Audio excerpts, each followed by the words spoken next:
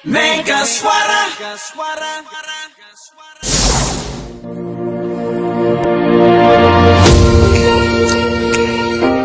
Masih di Ngolingbe edisi ke-13. Dan seperti yang sudah kita janjikan ya. Iya betul. Kita menghadirkan narasumber kita malam hari ini. Iya.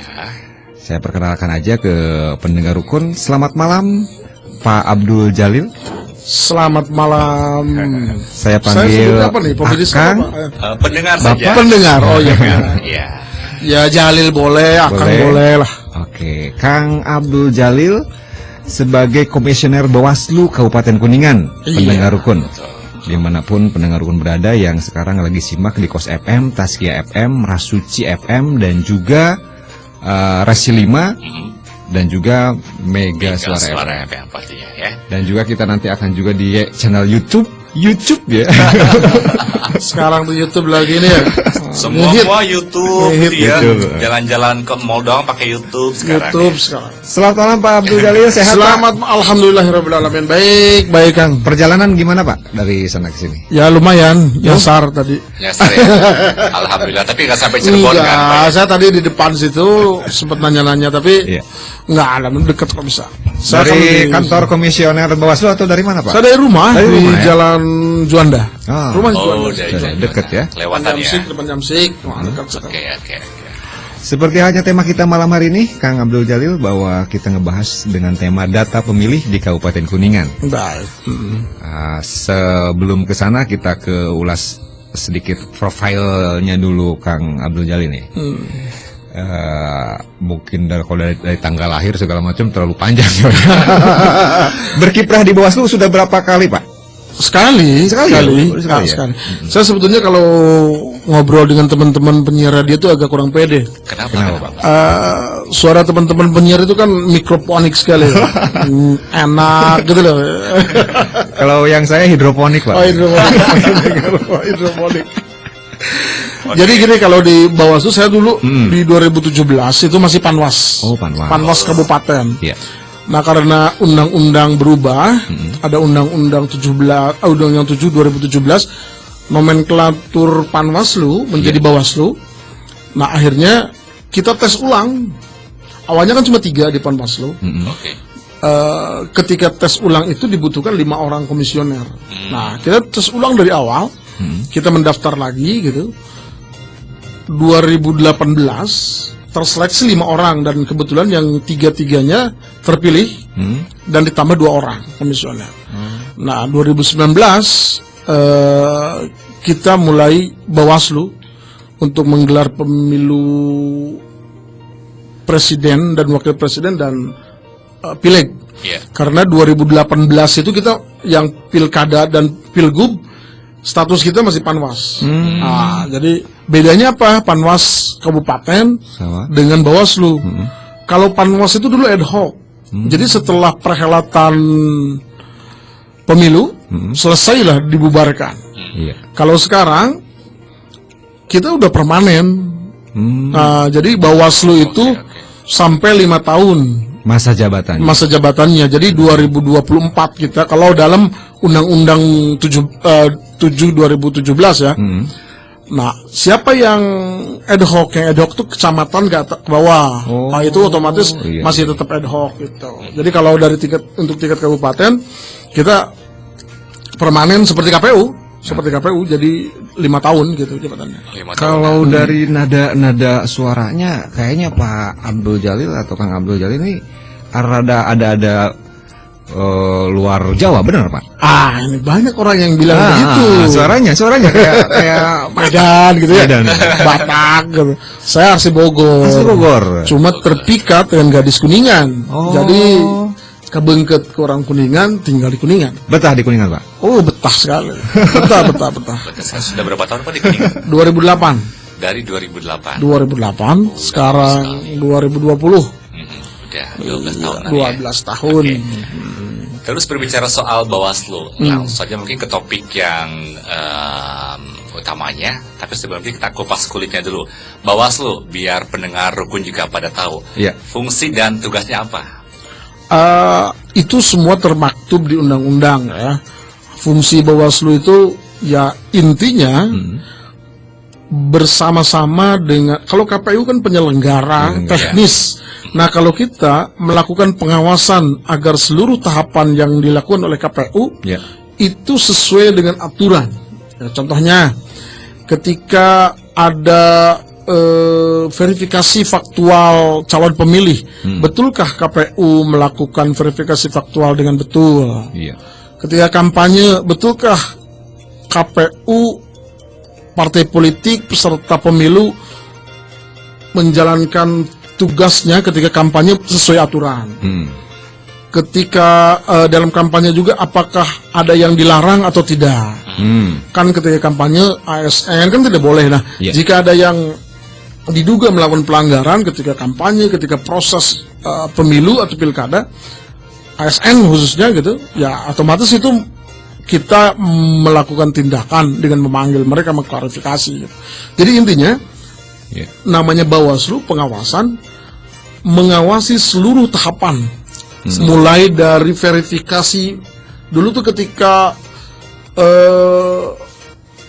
pilkada, mulai dari verifikasi calon, calon dukungan. Apakah calon yang diusung oleh partai A ini sudah sesuai, sudah cukup belum dukungannya? Sampai kita memeriksa ijazah gitu, sampai begitu teknis lah ya. Intinya begitu. Oke, kalau di KPU juga membahas tentang data pemilih, di Bawaslu juga membahas data pemilih. Nah, porsinya atau ininya gimana, Pak? Yang dibahas oleh KPU dan yang diurus oleh Bawaslu nih tentang data pemilih nih. Kami secara teknis tidak membahas. Oh, tidak ya. Jadi kami itu mengawasi data pemilih yang sekarang lagi dibuat, direkap, diperbaiki oleh KPU. Kenapa data pemilih penting gitu? Karena data pemilih ini adalah data yang tidak pernah selesai ketika akan pemilih. Kita mungkin selalu mendengar orang yang mati, yang meninggal, selalu masih terdaftar, ada saja gitu. Orang yang 17 tahun, yang belum 17 tahun dan belum nikah, ada yang masuk.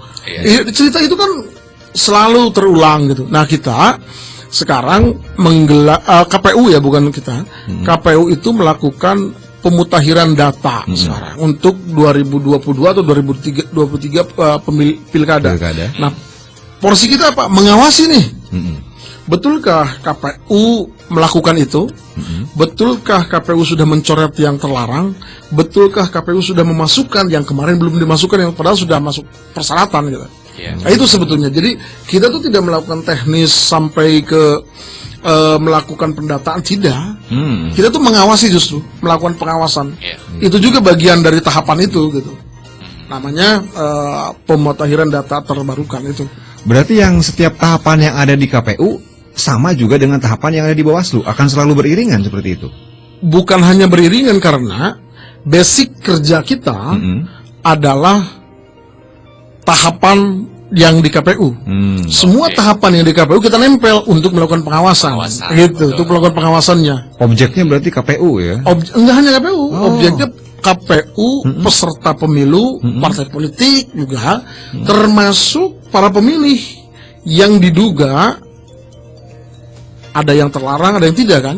ASN kan boleh nggak memilih? Boleh memilih, tapi tidak boleh terlibat langsung ikut kampanye. Di medsos ikut dukung ini dukung itu nggak boleh. Itu juga bagian dari proses pengawasan kami. Berarti semua unsur yang terlibat dalam pemilu itu harus diawasi sama Bawaslu. Termasuk media massa. Termasuk media massa. Karena ada item dalam kampanye itu, kampanye media massa. Kan kalau dulu kampanye media massa itu panjang gitu ya. Nah sekarang ada waktunya. Boleh nggak media massa ketika waktunya belum, tetapi sudah ada kampanye di media massanya? Nggak boleh. Iya, betul. Sudah. Pernah kita memanggil tuh ada media yang waktunya belum kampanye, tapi dia udah memasang calon di situ. Itu pun nggak boleh. Gitu. Sanksinya kita tidak bisa memberikan sanksi, tapi kita berkoordinasi dengan Dewan Pers. Gitu. Kalau radio mungkin dengan KPI atau KPID untuk memberikan peneguran. Begitupun ASN. kita tidak memberikan hukuman ke ASN itu. Klarifikasi sudah terbukti, maka kita memberikan rekomendasi ke komisi ASN. Iya. Kalau di tingkat kabupaten, komisi ASN-nya Pak Sekda. Nih Pak Sekda, anak buah Bapak melakukan ini. Iya, Silahkan dibina. Bagaimana kalau tidak dibina? Ada lagi aturannya. Kalau tidak dibina, kalau tidak diberikan hukuman atau dibina lah dalam tanda kutip, nah atasannya itu akan ada lagi hukumannya komisi ASN. Jadi bukan kami, Atasannya itu ya bukan kami. Oh, wow. Berarti dalam sekarang Bawaslu dalam tahap data pemilih. Ya pengawasan data pemilih pengawasan berkelanjutan, data pemilih. berkelanjutan yang dilakukan oleh KPU.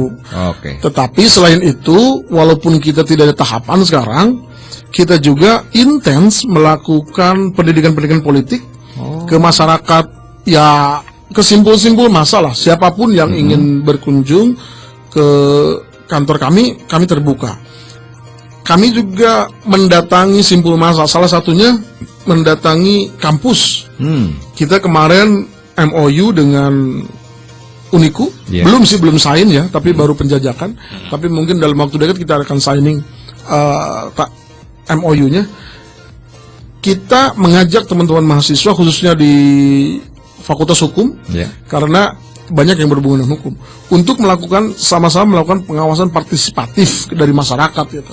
Iya. Kita juga ikut dalam MOU itu dibuatkan, kita ikut mengajar, masuk di dalam mata kuliah, ada namanya mata kuliah pidana pemilu. Pidana pemilu. Ada di mereka di semester 5. Jadi kita juga ikut terlibat gitu.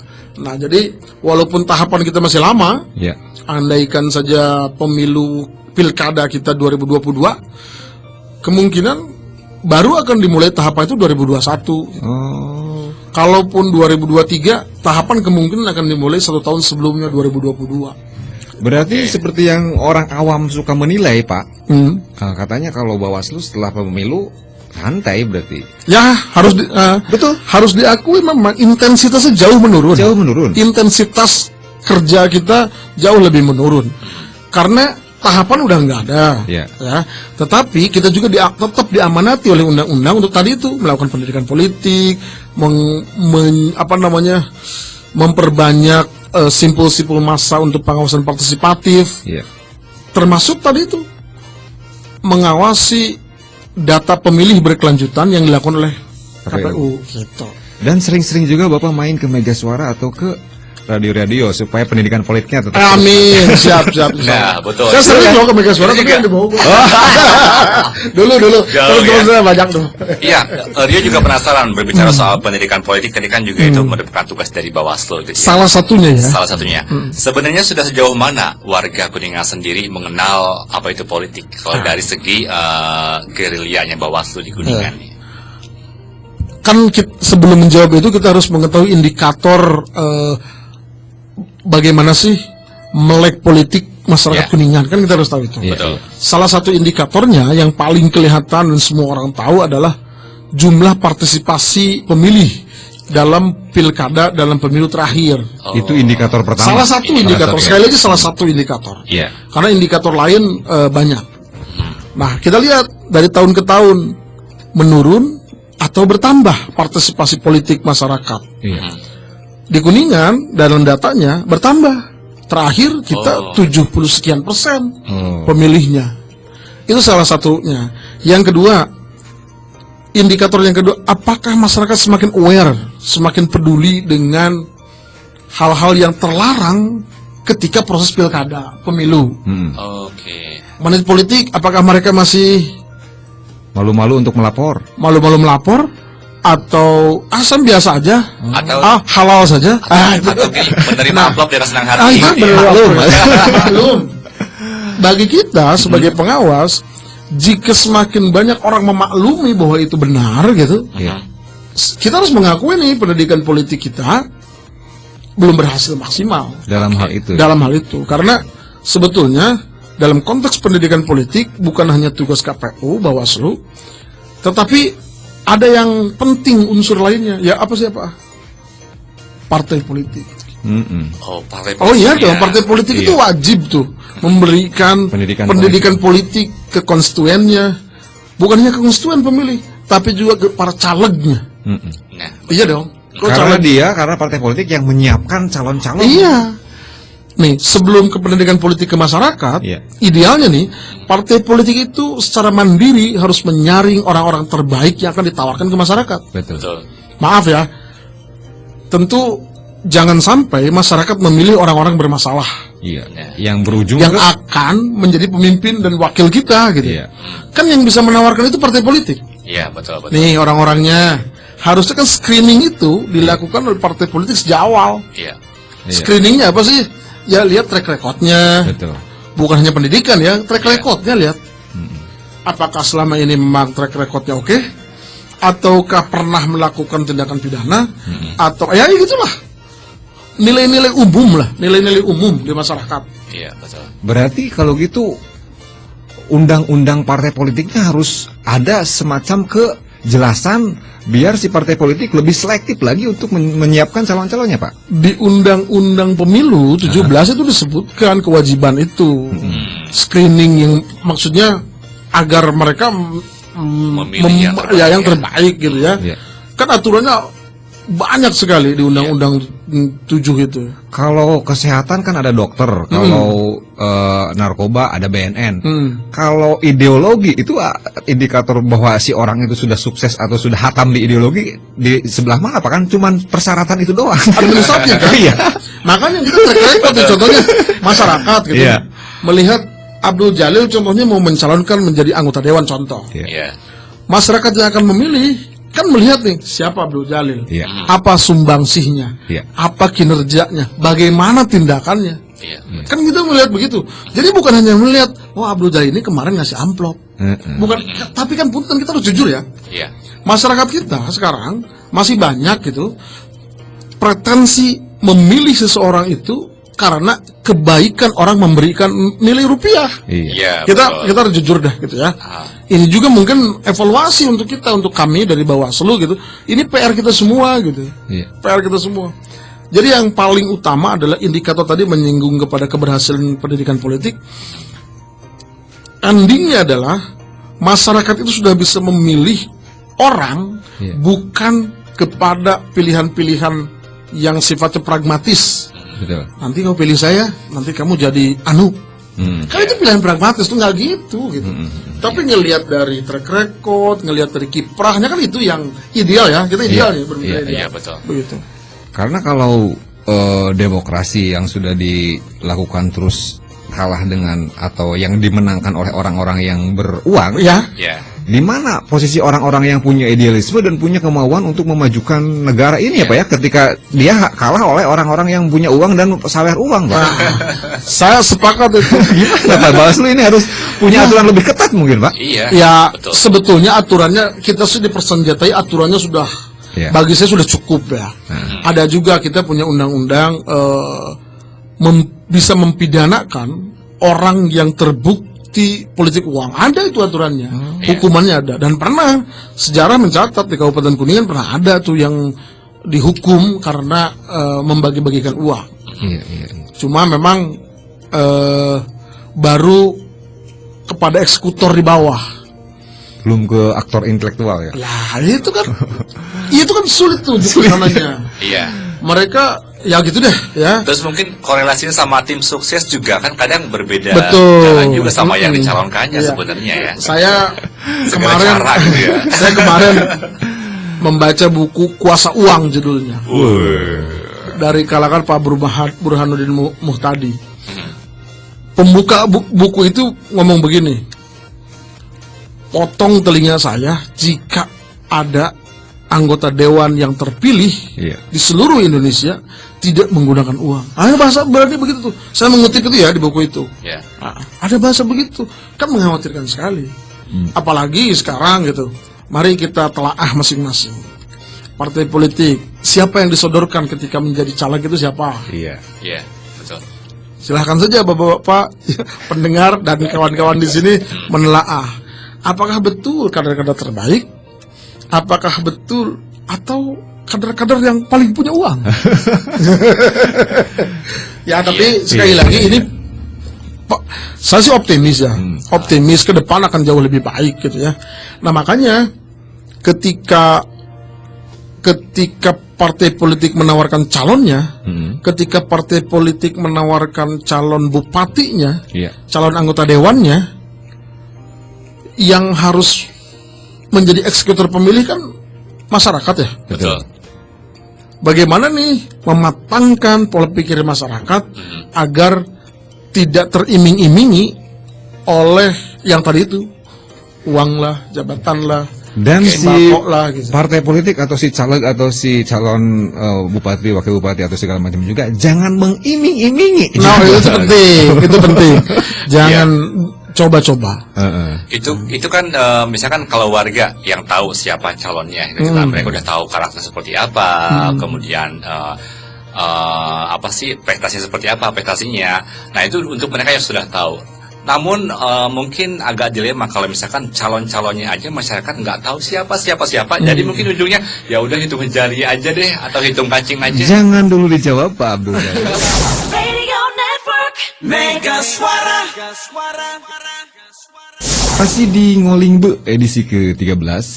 Betul. Dan masih bersama Rio Dirgantara Abdi Firasat dan narasumber kita. untuk Abdul edisi Jalil. malam hari ini. Asik ternyata ya ngobrol dengan Pak Abdul Jalil, walaupun tegas tapi lembut ya. Tapi kata-katanya penuh dengan kejujuran. Jujur. Apa? Jujur yang harus deh nih. Kalau Biasanya kalau ini mau- Pak, kalau saya sedikit melenceng dari tema nih. Kalau dari musik, Bapak seneng genre musik apa Pak? Saya Pop lawas kayaknya Pak ya? enggak juga Enggak sih. ya, apa Pak? Saya tuh Red Hot Chili Peppers. Senangnya Red Hot. Jadi, jadi sangka Pak. Saya Red Hot sedang. Berarti emang Bapak dulunya termasuk generasi pemberontakan gitu ya? Pak? Agak juga sih. Enggak, pas album yang Californication aja tuh. Gitu ya? Saya di mobil ini ada CD kasetnya punya gitu. Demamnya Red Hot. Red Hot. Pedas saingannya. Sambil ngingetin juga sama Pertanyaan pendengar rukun tadi. ya. Sebelum ke pertanyaan yang tadi, sebelumnya ada commercial break, kita undang dulu untuk pendengar rukun yang barangkali mau bertanya. Dipersilakan dulu SMS WA, silakan bisa Anda pergunakan di nomor 0818 117898 atau lewat telepon on air di 0232 8902 Oke, dan sebelum kita buka ke pertanyaan WA, pertanyaan yang tadi keputus yang tadi ya? dulu keputus. Lupa saya Gimana pertanyaannya. itu kasusnya kalau Apa ya? misalkan pemilihnya nggak tahu siapa yang dipilihnya, akhirnya hitung kancing aja biar cepat. Ya itu dia ya, karena kebanyakan. Heeh. Sekarang itu kemarin itu sebelum ke sana ya, kita tuh dikasih berapa suara ya? Surat suara 5 ya. 5 ya. Itu pemilu yang Saya yakin Warna-warni kita sekali. saja yang masih perkasa membuka begitu agak kesulitan. Iya. Bagaimana bayangkan Kang, Heeh. kalau orang yang sudah agak susah ya, Iya. jalan gitu, membuka yang lebar sekali kan besar. Heeh. Itu dari teknis begitu. Belum lagi mencermati satu-satu orang gitu. Jangankan fotonya, namanya kita nggak kenal. Betul. Iya. Iya. Bagaimana itu? Nah, sekali lagi maksimalisasi dari sosialisasinya penting tuh. Iya. Siapa yang harus melakukan sosialisasi itu? Bawaslu, KPU, partai politik. Pun demikian mungkin nanti ke depan harus desain ulang tuh bagaimana agar foto semakin besar gitu. Iya.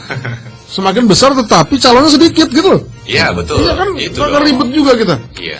Masa satu partai politik, satu dapil, kalau maksimal kan 12. Nggak mungkin dong kita itu fotonya gede-gede karena kan terbatas. Iya, Ya. betul. 12 kalau maksimal. Tetapi kalau ada partai kan yang tidak ada calegnya juga kan, kosong. Gitu. Iya. Tetapi sekali lagi saya rasa desain surat itu juga berpengaruh tuh Berpengaruh, terhadap intensitas, Efektivitas, ya. efektivitas, interest orang memilih itu. Betul. Saya rasa berpengaruh gitu. Karena ya benar saya sepakat yang Akang tadi. Bagaimana kalau orang nggak tahu? Jangankan orang tahu ya, kita aja nggak kenal semua. Iya. Saya ini penyelenggara Iya. bingung juga ketika di dalam kotak kan kita penyelenggara memilih juga kan. Iya. Kita di kotak suara juga bingung tuh ya DPD. DPD itu ada berapa? 80 sekian orang, apa 90 sekian orang? Nggak lupa saya. Itu harus memilih tuh. Iya. Yang kenal wajahnya beberapa orang gitu. Iya. Kalau caleg gitu kan masih Apalagi caleg? masih kebantu oleh baligo dan segala macam Iya, alat peraga, iya. jadi ada kenal lah. ada. Pernah ngelihat kalau DPD ya, Iya. belum jarang kan umur Jarang. jadi orang- semakin tidak hanya, kenal. hanya caleg-caleg, hanya calon tertentu saja kan yang ramai baliho. Iya. Makanya kepada calon juga jika memang ingin dikenal ya maksimalkan kampanyenya yang benar gitu. Iya. Kan kampanye ada yang di media sosial, ada yang di media cetak. Iya. Ada kalau baliho kan mereka disediakan terbatas oleh KPU, tetapi mereka pun kalau mau menyediakan sendiri ada batasannya. Iya. Nah, oke. Oke, sekarang kita ke ini yuk, ke SMS yang sudah masuk nih dari 0813 2400 sekian. Sekarang nih sudah zaman virtual, sudah zaman teknologi canggih. Apa ada kemungkinan pemilu itu dengan teknik menggunakan teknologi, Pak? Katanya seperti itu. Ya kita sih berharap begitu. Lebih mudah, Kalau dari penyelenggara mungkin pertama lebih murah, lebih murah ya. tetapi jaminan keamanan gimana nih? Iya, resikonya juga ya. Kan kita juga mendengar di Amerika katanya dibobol hack Rusia gitu ya. Jadi suaranya berubah. Tapi ya sekali lagi itu bukan apa namanya, bukan yang perlu dikhawatirkan ya kalau memang kita siap gitu.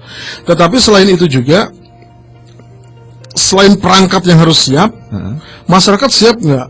Iya. Di kita pernah kejadian nyoblos itu bukan pakai paku, tapi contreng. Pernah ingat nggak? Iya, Contreng. betul. Iya, Ngalamin, Pak. Di beberapa TPS mau nyontreng pemilih yang selanjutnya, pulpennya hilang. Di kita tuh begitu tuh. Kebiasaan mungkin kita sendiri Iya, Pak. iya. Ya. Oke. Saya ngebayangin kalau online tadi itu ya, ya saya sih berharap begitu ya.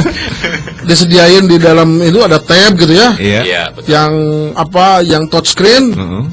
Ya mungkin kita Bisa di zoom. bisa lah ya bisa. Jadi si- Bagaimana tuh? Contohnya kan nanti ya kalau gitu ya, untuk nontonnya pakai gini gitu, tet gitu ya. Ada orang yang nggak tahu gimana. Iya, Tapi iya. bahayanya pulpen aja hilang apalagi Di para Makanya saya sih ini bercandanya kita ya. Iya. Kemarin beralih ke paku itu bisa jadi itu trauma pemilu sebelumnya karena pulpennya banyak hilang. Iya loh, kan dulu contrengnya. Iya, betul. Dulu contrengnya jadi paku sekarang gitu. Ya tapi kalau jawaban yang seriusnya mungkin itu perlu dijajaki ya, perlu dijajaki. Saya rasa KPU RI, Bawaslu RI dan pemerintah perlu opsi itu perlu dipertimbangkan gitu tentu. Tapi selain perangkat tadi juga edukasi ke masyarakat Iya, itu penting. jauh-jauh hari untuk lebih perangkatnya diperkenalkan jauh-jauh hari gitu intinya. Ini loh perangkatnya, begini Pak cara menggunakannya.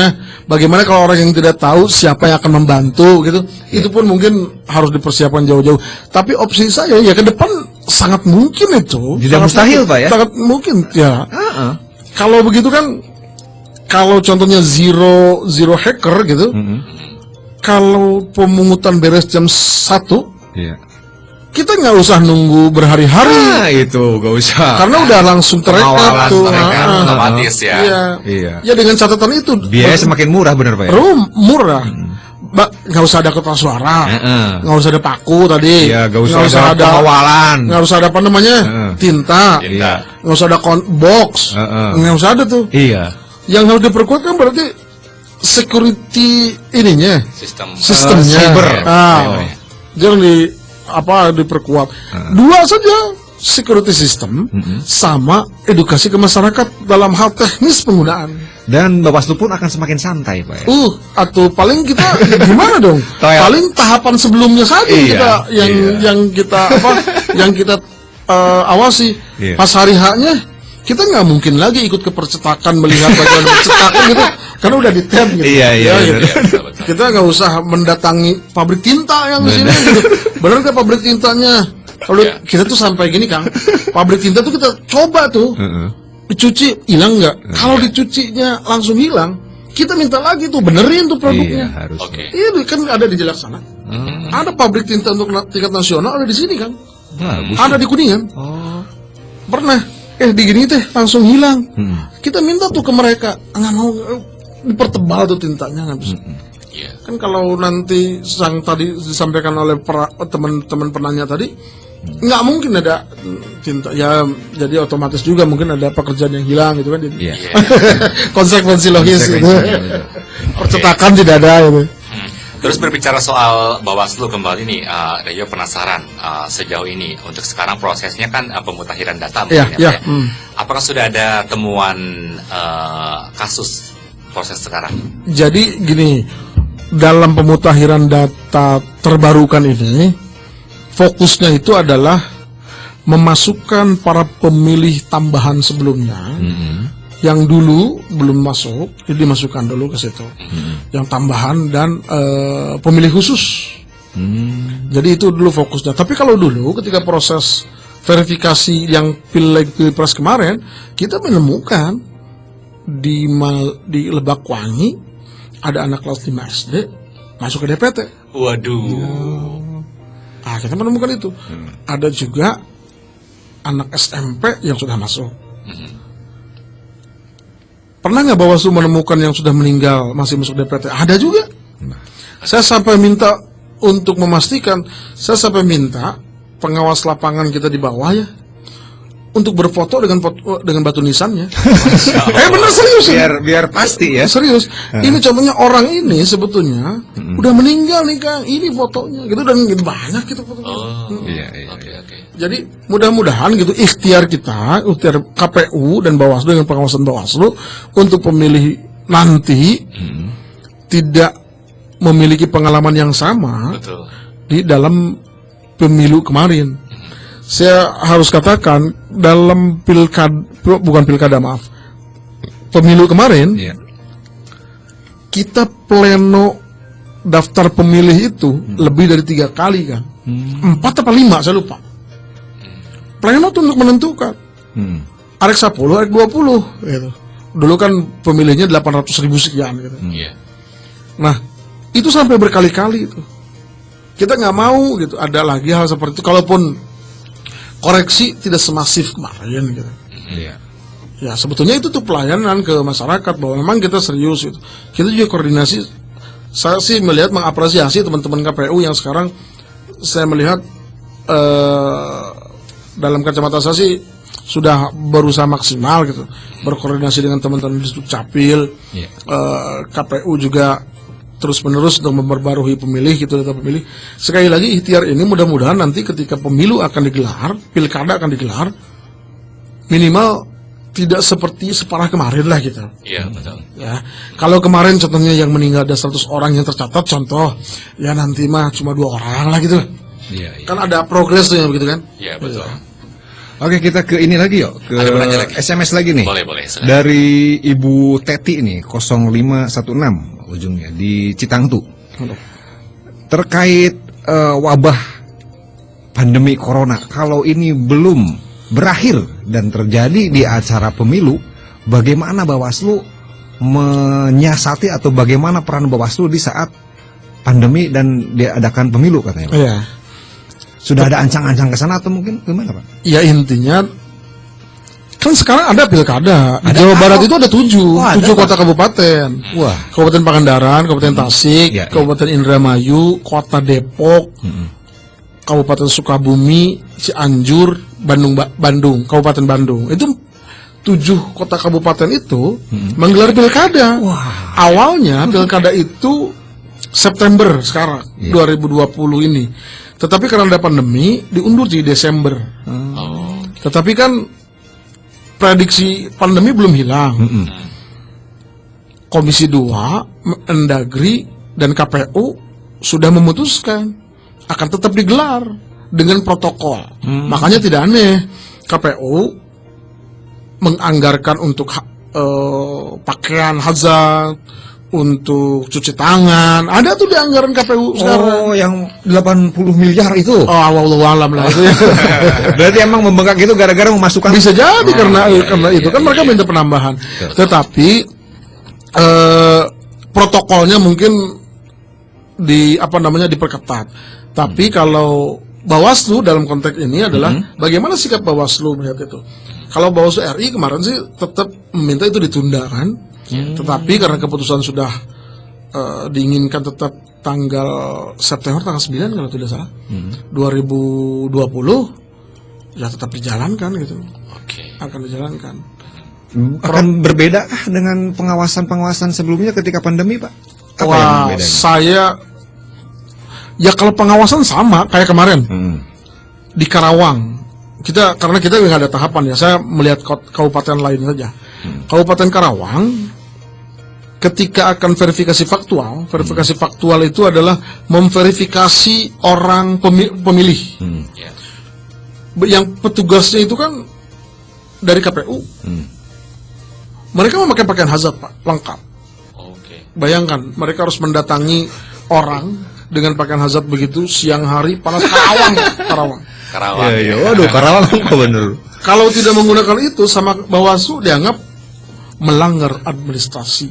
Iya. Wow, Untuk berarti pakai masker contohnya mereka melanggar administrasi. Protokolnya. Protokolnya di itu. berdesakan juga, berarti ada tambahan. Ada tambahan. Gawean, iya. Iya. Ada tambahan. Jadi ada pokoknya Bawaslu bekerja itu berdasarkan salah satunya berdasarkan PKPU, peraturan KPU. Iya. Pasti nanti setelah ada PKPU ada Perbawaslu. Perbawaslu itu untuk mengawasi PKPU gitu. Jadi Betul. ya secara pribadi gimana ya dalam pandemi tentu agak ini ya khawatir gitu. Apalagi nanti berkerumun bagaimana tuh kalau ngumpul. Itu, Pak. Memang betul-betul sudah disiapkan dan bahkan Ya, disimulasikan, Pak ya. Harus simulasi. Mudah-mudahan sih ya pandemi semakin kurvanya semakin landai lah gitu ya. Iya. Tetapi kan intinya mungkin pilkada harus tetap jalan kan. Iya. Walaupun nggak tahu ada pilkada juga kan biasa sama aja. Untung Kuningan masih jauh, Pak. Masih jauh, mudah-mudahan masih jauh. Masih jauh. Kemarin 2023 atau 2024 gitu ya perkiraan. Antara opsinya 3, bisa 2022, 2023, 2024. Oh. Makanya liar ya. Iya. Undang-undang pemilu tuh undang-undang yang paling gampang berubah kan. Undang-undang pernikahan yang saya tahu dari tahun 74 yang belum berubah. Tetap ya. Lebih Banyak fleksibel kepentingan. ya. Tapi undang-undang pemilu tiap 5 tahun berubah. Oh, oke. Undang-undang pemilu ya kan berubah terus. Ya karena kan tadi kepentingan. Kepentingan. Rio penasaran sama, kalau Rio lebih tertarik sama kasus-kasus gitu ya. Pengen tahu nih kelakuan-kelakuan unik gitu ya para calon, misalkan ketika masa kampanye yang pelanggaran yang sering diulang. Itu kan sering diulang. Berarti kalau sering diulang, apakah itu pengawasannya yang los atau seperti apa? Ya membawa anak saja itu pelanggaran sebetulnya. Ya. Membawa anak. Tapi kan itu dari tahun ke tahun lumrah sekali kita lihat. Alasannya coba, saya ingin minta masukan sekalian ke masyarakat. Apa yang harus dilakukan oleh Bawaslu Iya. ketika melihat ada bukan peserta ya, penggembira kampanye, ibu-ibu membawa anak kecil, kita tegur. Iya. Pak, kalau di rumah mah teh nu ngantosan. Bener oge emang. Kemana tah? Ya atau ibu lah ikut, tapi kan cenah aya artosan. Eta nu salahna eta. Jadi ngantosan dengan artosan, itu benten tuh. Berarti lebih mending Hayat Artosan. Nah ya artosan milihnya. Iya. Iya, betul. Jadi sekali lagi ya ini sih harapan ya. Sekaligus mengedukasi mudah-mudahan kepada masyarakat. Ya saya sih termasuk orang yang lebih baik kampanye akbar itu ditiadakan gitu. Benar. Termasuk Ditiadakan saya ya. Betul. Nanti ditiadakan saja, lebih baik kampanyenya di media sosial, di media cetak, Iya. pertemuan terbatas gitu. Betul. Kalau terbatas kan mendatangi kan. Jadi Iya, bukan iya. mengumpulkan massa gitu. Jadi ya tapi kan regulasinya masih memperbolehkan kan. Iya. Kalaupun tetap masih diperbolehkan gitu, ya bagi orang yang memiliki anak kecil ya tidak boleh gitu. Jangan ada. Mungkin Ada harus ditegasin juga dari tim suksesnya gitu ya. Kalau misalkan mau ada yang mendukung, dilarang benar-benar harus diterapkan, ditegasin sama yang mau ikutan, jangan bawa anak-anak gitu. Saya pernah ngobrol dengan teman-teman partai politik, sebetulnya itu ditegaskan sudah gitu ya. Tapi karena tadi mungkin secara emosional dia pengen lihat keramaian juga ya. Ada bensin juga ditinggalkan lebar, bedak ditinggalkan di rumah, kan ngurus.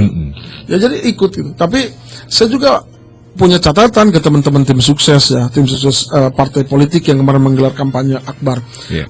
Mereka saya lihat mereka juga meminta gitu ya ke teman-teman penggembiranya yang ikut kampanye juga untuk tidak membawa itu, ada itu anjuran dari mereka.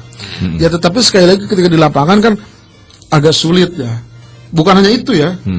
Gerung-gerung motor aja itu nggak boleh tuh ada tuh. Oh. Nggak boleh.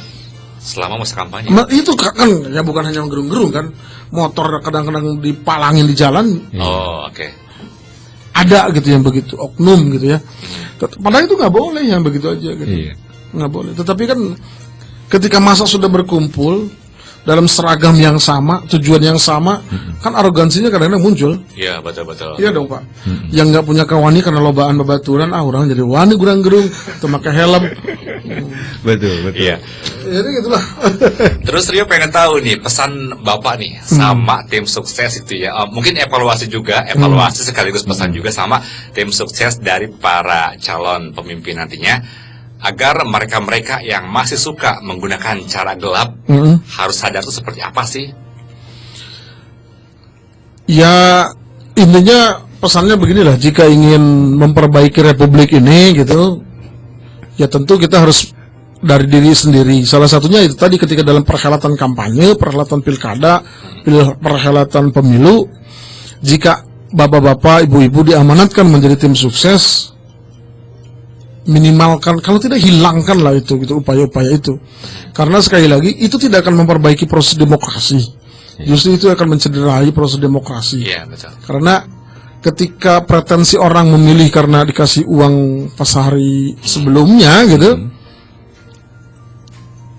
kan modal terus kembali kan, modal harus kembali. Sedangkan pemilih putus tuh. Saya contohnya pemilih, saya menerima 20.000. Putus saya tuh dengan pemilih kalau dia udah jadi gitu. Iya, betul. Jual putus. Emang kan jual sama dengan jual putus kalau Putus gitu. gitu, tidak ada royalti. Nggak ada royalti. Oh iya, betul. Nanti kan tiap bulan mengalir lagi tidak ada. Nggak ada royalti. Betul.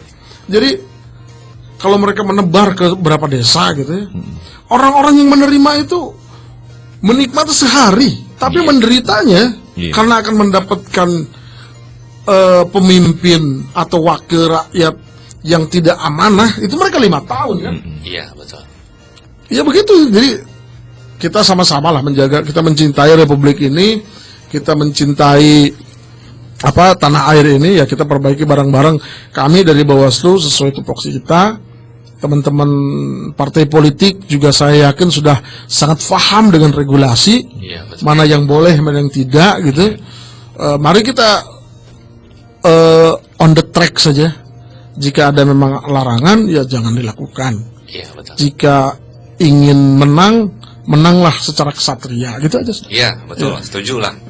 Oke, masih menyangkut yang tadi juga Yok, bahwa yang sering ditemui atau temuan Bawaslu Kuningan nih yang paling banyak dari yang terakhir aja, review yang terakhir itu kasus apa Pak? Macam-macam ya, saya lupa datanya yang saya bawa. Tapi yang paling banyak ya dugaan keterlibatan ASN. ASN. Oke. Kampanye tidak sesuai jadwal. Terus dugaan politik uang juga banyak. Masih ada. Termasuk ini enggak, kalau misalkan ada yang ngasih sembako gitu kan, kita nggak tahu nih, misalkan bentar lagi mau pemilihan, udah mulai tuh bagi-bagi sembako, politik sembako itu termasuk pelanggaran atau enggak sih? Karena memang kan belum waktunya gitu. Iya, kalau masa kampanye pun sebetulnya nggak boleh pakai sembako itu. Jadi kalau dalam kemarin ketika pilkada, saya ingat betul ketika pilkada ada nominal yang diperbolehkan, nominalnya nggak ada yang diperbolehkan tuh. Maksimal itu berapa ya? Saya lupa ya, maaf nanti kalau salah. 40.000 apa 20.000 saya lupa. Yang diperbolehkan harus di bawah itu gitu. Nah, apa barang, contohnya mau ngasih baju, nominalnya harus di bawah harga itu. Murah. Berapa? 20.000? Saya lupa ya, saya lupa, mohon dikoreksi pendengar kalau ada yang tahu gitu. Saya lupa di PKPU-nya. Tapi masih ada lah, nanti kita pelajari Berarti lagi. lebih kepada nominal untuk media Iya. promosi mungkin ya. Media, gitu. Minimalnya segitu Jadi, gitu ya. Kan kalau sembako dalam satu paket nggak mungkin harganya di bawah 20.000. Iya, betul. Nah, bagaimana dia akalin? Saya jual 20.000 aja. Ya nggak bisa, harga pasar yang berlaku. Ada dari Sodik nih, Pak Jalil. Malam Mega Suara, malam Pak Jalil. Bagaimana kalau pada saat pilkada nanti masih pandemi corona? Apa Bawaslu sudah siap mengantisipasinya? Oh sudah Ya, tadi tadi sama sudah sama. sama Bu Teti ya. Iya, Oke, betul, sama. berikutnya dari 0817623621 Adakah kemungkinan di Kuningan akan menjadi kerajaan Kabupaten Kuningan seperti yang terjadi dalam beberapa kali pilkada 10 bahkan 15 tahun ini? 1. Kerajaan Suganda, 2. Kerajaan PDIP. Lalu apa peran KPU akan hal ini? Permadi Luragung, Pak. Waduh. Ya Kerajaan. Ya? Pawetan ya disimak sebetulnya ya. apa namanya dinasti ya. Dinasti. Dinasti. Mungkin ya bahasa ini. Oh. Dinasti politik itu tidak dilarang. Tetapi nih aturannya nggak ada tuh, yang melarang nggak ada. Iya. Tetapi tentu politik itu kan harus punya fatsun etika gitu. Betul. Ini ada kabar juga kan hari ini anaknya Pak Jokowi juga menjadi calon wali kota Solo. Seluruh partai di Solo kecuali PKS suaranya ke Gibran Rakabumi. Nah, jadi, terkait itu sekali lagi dinasti itu nggak ada aturannya, maksudnya nggak ada yang melarang, boleh saja. Cuma sekali lagi fatsunnya, etikanya, pantas tidaknya. Gitu. Itu aturan yang ininya di Undang-Undang Parpol atau di Undang-Undang Undang-undang 7 yang ini, Undang-undang pemilu. Undang-undang pemilu nggak Undang-undang ada pilkada. yang melarang saya ayahnya, anak saya nanti nggak boleh gitu, nggak ada aturannya. Nggak ada aturannya. Cuma sekali lagi tadi itu, politik itu kan tidak sekedar menyalurkan hasrat kekuasaan, Iya. tetapi juga ada bingkai etika, ada bingkai nilai yang diatur itu. Pantas tidak sih? Ya masyarakat yang menilai ya. Kalau kita dari lembaga Bawaslu sekali lagi patokannya tetap ke aturan.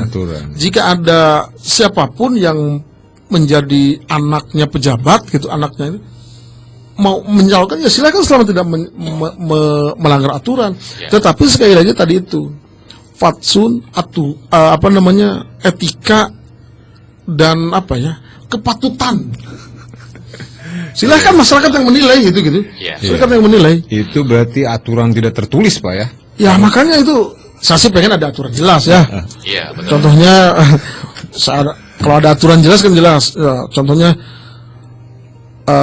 tidak boleh anak istri mencalonkan menjadi pemimpin setelah ayahnya gitu. Ya, Harus ada sama, jeda gitu. ya. Contoh ini mah. Iya, beri kesempatan. Tapi Pak. kan tidak ada aturan itu. Iya, betul. Nggak ada aturan.